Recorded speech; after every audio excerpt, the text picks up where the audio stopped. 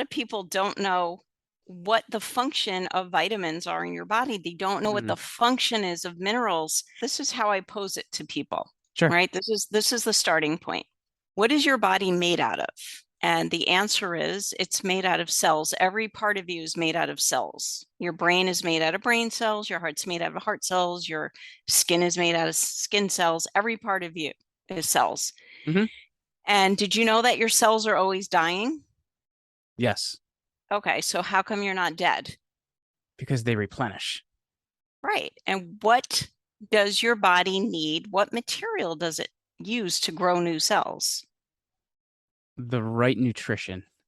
Exactly. So it actually can also use the wrong nutrition. So if Mm, you're eating crappy stuff in the form of food or supplements, you're going to grow crappy cells, and one or more of your body parts is not going to function properly. And then you're not going to feel well, and that can lead to disease. If you're eating the correct nutrition, your cells will be healthy, and then your body will be functioning as it should, and you will feel good.